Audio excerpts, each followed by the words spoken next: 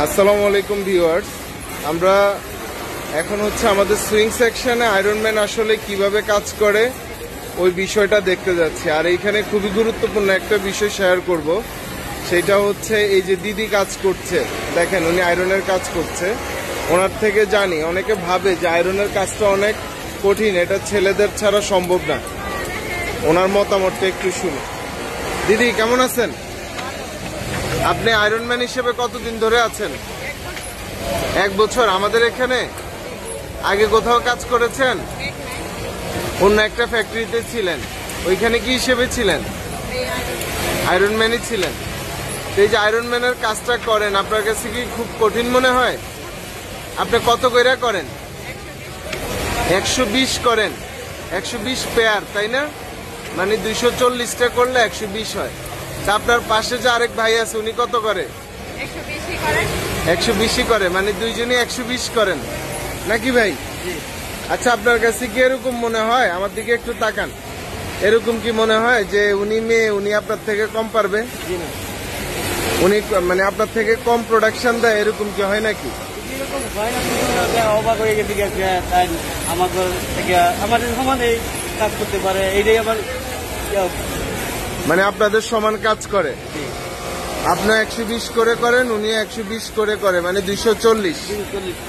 যাক, এমনিতে কলিগ হিসেবে উনি কেমন? ভালো আছে না? এই যে দিদি 1 বছর ধরে আয়রন করে যাচ্ছেন, কোনো অসুবিধা হচ্ছে নাকি কাজ করতে? কোনো অসুবিধা? এই যে কাজটা কেমনে করেন আপনার থেকে আমরা একটু শিখি, ঠিক আছে? কিভাবে একটু ধরছেন, কেমনে মার করতেছেন। দেখেন, একজন মেয়ে মানুষ হয়ে 120 পিস করে ঘন্টা আয়রন করে। 120 মানে হচ্ছে 240। অনেকের ধারণা মেয়েরা দুর্বল, তারা এই কাজগুলা পারবে না, এগুলা কঠিন কাজ, এগুলা ছেলেদের জন্য। আসলে এই ধারণার এগুলো হচ্ছে শুধুমাত্র সামাজিকীকরণ, সমাজ থেকে এগুলা সৃষ্টি হয়েছে। ছেলে মেয়ে কোনো ভেদাভেদ নাই, সুযোগ পেলে সবাই তাদের যোগ্যতা প্রমাণ করতে পারে, ঠিক কিনা দিদি? আচ্ছা, আপনি যদি একটু দেখান শুরুতে কেমনে ভাঙছেন, 1 বাই 1 আস্তে একটু দেখান। এটার নাম কি? রুলিং। প্রথমে রুলিং ভাঙছেন, তারপরে সেটা ধরছেন কেমনে? প্যাটার্নটা একটু ধরা দেখান। আচ্ছা, মার্ক আছে, কই মার্ক? আচ্ছা, মার্ক, জি।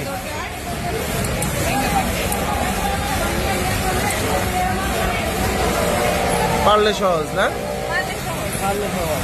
আপনার কাছে শুরুতে কঠিন লাগছিল?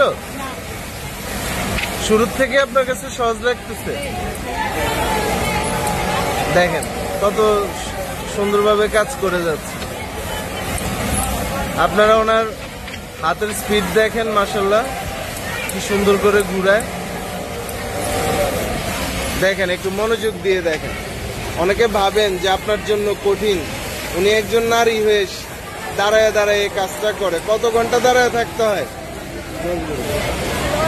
দিদি? দাঁড়ায়ও করেন, আবার বসেও করেন। বসার ব্যবস্থা আছে, টুল দেওয়া আছে, তাই তো? আচ্ছা, এই যে মনে করেন, তারপরে তো অপারেটররা বসার সুযোগ পায়, আপনি তো আর এত বেশি বসেন না, তাই না?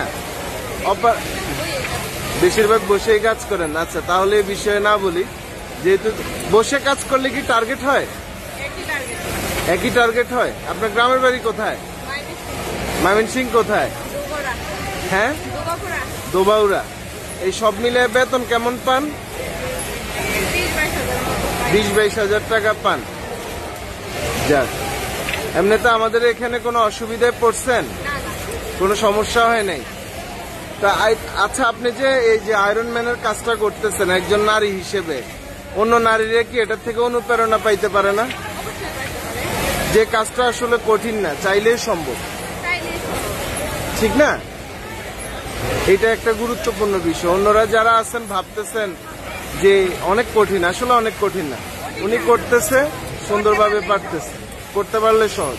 পড়াশোনা কি আপনার? ক্লাস 4 পর্যন্ত পড়ছেন। আপনি বাংলা টাংলা পড়তে পারেন তো, না? যাক, আপনি একটু কাজটা করেন, আমরা দেখি। যে ওনারা দুইজন আয়রনম্যান পকেট ভাঙতেছে। এখানে আরেকজন ভাই আছে, ওনার কলিগ হচ্ছে এই দিদি। দুইজন খুব সুন্দরভাবে স্মুথলি কাজ করতেছে। মানে ভাই যত করে দিদি ঠিক সমান সমান করে, কোনো কম নাই।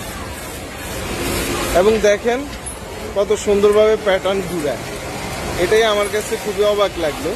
ওনার প্যাটার্ন ঘুরানোর স্টাইলটা দেখেন কত ফাস্ট।